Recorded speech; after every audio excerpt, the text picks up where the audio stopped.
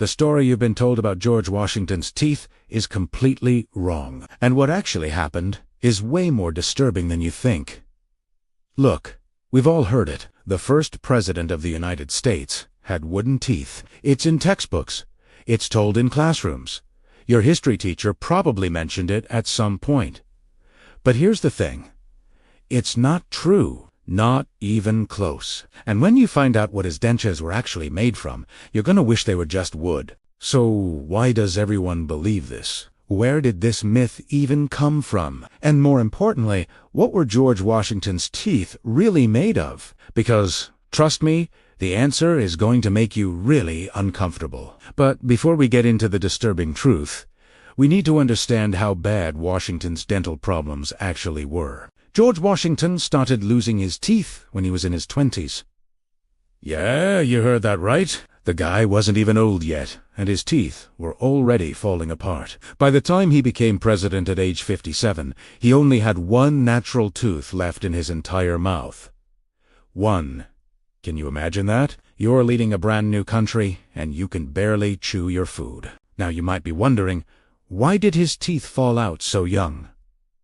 Well, there are a few theories. Some historians think it was because of his diet. Washington had a serious sweet tooth, and back then they didn't exactly have fluoride toothpaste or regular dentist appointments. Others think it might have been because of mercury oxide, which was a common treatment for diseases like smallpox and malaria back in those days. Whatever caused it, the result was the same. His teeth were gone, and he needed replacements. This is where things get interesting, because Washington didn't just accept being toothless. He was obsessed with finding a solution. He tried everything. And I mean everything. Throughout his life, he had at least 4 different sets of dentures made. Maybe more. These weren't the comfortable dentures you see today. These were heavy, painful, and constantly causing him problems.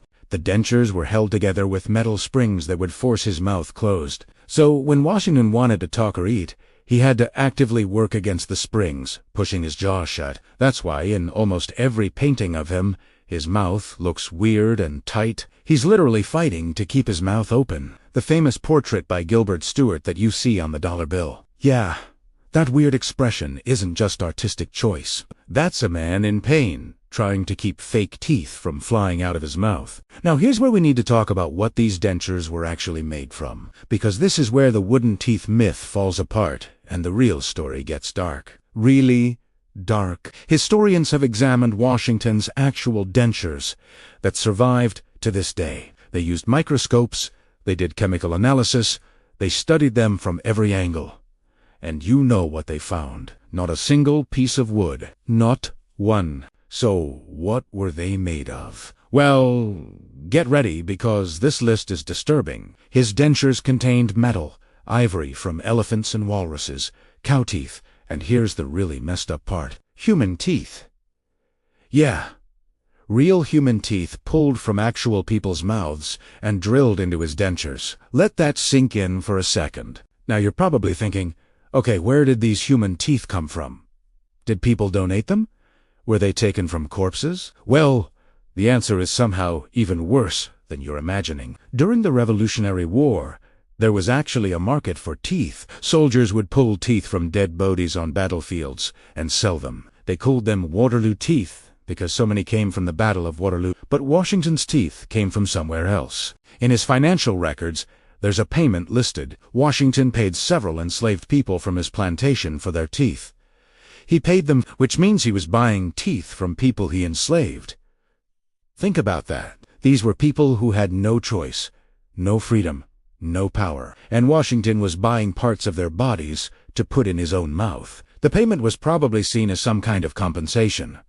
But let's be real here. When you own someone, when they can't say no, when they have zero power in the relationship, that's not a fair transaction. Some historians argue that maybe these enslaved people voluntarily sold their teeth for the money. But how voluntary can it really be when the person buying is also the person who owns you? It's a pretty messed up situation, no matter how you look at it, and this is something they definitely don't teach you in elementary school when they're telling you cute stories about cherry trees. But let's get back to the wooden teeth myth for a second.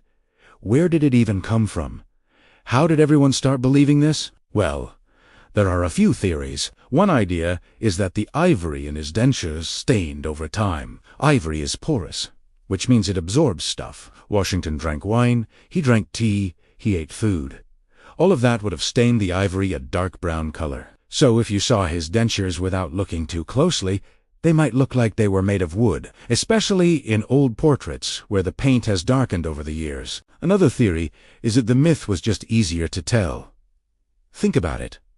What sounds better as a fun historical fact? Our first president had wooden teeth, or our first president had teeth pulled from enslaved people's mouths. One of those is a quirky fun fact you tell at parties. The other one is deeply disturbing and raises uncomfortable questions about our national heroes. So the wooden teeth stories stuck around because it was simple and didn't make anyone feel bad. There's also the possibility that someone just made it up at some point, and it spread. Back before the internet, before fact-checking was easy, stories just got passed around. Your teacher tells you, you tell your kids, they tell their kids, and boom! Now it's common knowledge, even though it was never true. But here's what really gets me. Washington was in constant pain because of his teeth. Constant. These dentures didn't fit right. They rubbed against his gums. They gave him infections. They made it hard to eat and talk. There are letters he wrote where he's complaining about his teeth, asking his dentist to make adjustments, trying different solutions. This wasn't just a cosmetic issue for him. It affected his entire life. Some historians even think his dental problems affected his decision-making as president. When you're in constant pain, when you can't eat properly, when you're self-conscious about how you look and sound, that's got to affect your mood and your judgment, right? There are records of Washington having horrible headaches, getting infections, dealing with swelling and pain in his jaw. He was managing a new country while also managing constant physical suffering, and it affected how he looked. If you compare portraits of Washington from when he was younger to portraits from when he was older, his face shape completely changes. His jaw looks sunken in. His mouth looks strange.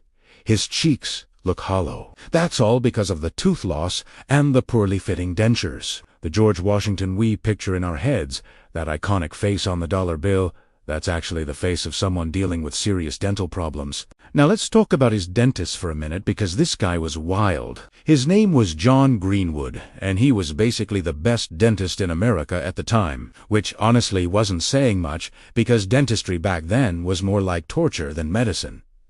But Greenwood was creative. He tried all kinds of materials and designs to make dentures that would work for Washington. He used hippopotamus ivory. He used metal springs. He even drilled holes in the dentures so Washington could attach them to his last remaining real tooth with wire. Yeah, Washington's last natural tooth was like an anchor point for his dentures. He held on to that tooth for as long as he could because it helped stabilize the fake ones. When he finally lost it, he actually kept it. He put it in a locket and carried it around. How sad is that? The President of the United States carrying around his last tooth in a necklace because he lost all the others. Greenwood also tried to make the dentures more comfortable by carving them to fit Washington's mouth exactly. But here's the problem. Every time Washington wore them, his gums would change shape. They'd swell up from irritation, or they'd shrink as he got older. So the dentures would stop fitting, and Greenwood would have to make new ones. It was this constant cycle of pain, adjustment, new dentures, more pain. And Washington wasn't quiet about his suffering either. He wrote letters to Greenwood all the time. In one letter, he says the dentures are so loose, they're basically falling out whenever he talks. In another, he says they're hurting him so much he can barely eat. In another, he's complaining about a weird smell coming from them, which makes sense when you think about what they were made of. Ivory and bone and human teeth don't exactly stay fresh when they're sitting in your mouth all day. But despite all this pain and all these problems, Washington kept showing up. He gave speeches, he attended dinners, he ran the country. Can you imagine doing all that while your mouth is basically a disaster zone? Every time he had to speak in public, he was fighting against metal springs, trying to slam his jaw shut. Every time he ate dinner with foreign dignitaries, he was probably worried about his teeth falling out into his soup. There's actually a famous story about Washington's second inauguration. His speech was only 135 words long. It's the shortest inaugural address in American history. Some historians think he kept it short because talking was so painful and difficult with his dentures. He just wanted to get through it as fast as possible. The leader of the free world couldn't even give a proper speech because his fake teeth hurt too much. Now here's something else they don't tell you. Washington's dental problems might have contributed to his death. In 1799, Washington got sick with a throat infection. His doctors did what doctors did back then, which was basically torture. They drained a ton of his blood. They gave him poisonous treatments. They did all kinds of horrible stuff. But some historians think the infection started because of his dental problems. Bad teeth can cause infections that spread to your throat and respiratory system. And with dentures that didn't fit right, constantly rubbing and causing sores in his mouth, it's totally possible that his dental issues led to the infection that killed him. So, let's review what we know. Washington's teeth started falling out when he was young. He spent his entire adult life in pain trying to find dentures that worked. Those dentures were made from metal, animal, ivory, cow teeth, and human teeth bought from enslaved people. They were held in his mouth with metal springs that forced his jaw closed. They hurt him constantly, changed how his face looked, affected how he spoke, and possibly contributed to his death. But sure, let's just tell everyone they were made of wood and call it a day. The wooden teeth myth is actually kind of perfect when you think about it. It takes a really dark, complicated, uncomfortable story and turns it into something simple and harmless. Wood is natural. It's innocent. It's kind of charming in a rustic way. Human teeth ripped from enslaved people's mouths. Not so charming. Ivory, taken from dead elephants. Not so innocent. Constant suffering and pain that affected how he led the country. Not so simple. This is what happens with a lot of historical myths. We sand down the rough edges. We remove the disturbing parts. We make our heroes easier to digest. George Washington becomes this perfect marble statue of a man instead of a real person who suffered and made questionable choices and lived in a time with really messed up social systems. But the truth is always more interesting than the myth, even when it's uncomfortable. And here's the thing that really bothers me about the wooden teeth story. It's still being taught. Right now, there are kids in classrooms learning that George Washington had wooden teeth. Teachers are repeating it because that's what they were taught. Textbooks probably still have it. It's become one of those facts that everyone knows, even though it's completely wrong. And every time someone repeats it, we're covering up the real story. We're hiding the part about enslaved people's teeth. We're ignoring Washington's suffering. We're choosing a comfortable lie over an uncomfortable truth. Now, I'm not saying we should cancel George Washington or tear down his monuments or anything like that. The guy did some important stuff. He helped create America. He set precedents for how presidents should act. He voluntarily gave up power when he could have been king. Those are real accomplishments. But we can acknowledge those accomplishments while also being honest about the bad stuff. We can say, yeah, he was important to American history. And also, yeah, he enslaved people and bought their teeth. Both things can be true at the same time. The dental records and artifacts are all there if you want to look them up. Mount Vernon, Washington's estate, has some of his dentures on display. You can see them yourself. Metal and ivory. And springs. No wood. Historians have written entire papers about this. The evidence is overwhelming. And yet the myth persists because myths are sticky. They're memorable, they're easy to repeat. And sometimes we prefer myths to reality because reality is messy. But I think we're doing ourselves a disservice when we choose myths over truth. History is supposed to teach us stuff. We're supposed to learn from the past, understand how we got here, avoid making the same mistakes. But if we're learning fake history, sanitized history, history with all the disturbing parts removed, what are we really learning? We're just memorizing fairy tales about people who never actually existed. George Washington wasn't a marble statue. He was a guy with rotten teeth and chronic pain who owned slaves and fought a war and became president and tried his best with the knowledge and values of his time. That's way more interesting than wooden teeth. That's a real human being with strengths and flaws and contradictions. That's someone we can actually learn from because he's real. So, the next time someone tells you George Washington had wooden teeth, You can correct them. You can tell them the real story. Yeah, it's uncomfortable. Yeah, it's kind of disturbing. But it's true. And truth matters more than comfort. Truth matters more than a fun fact you can share at parties. Truth is what actually happened.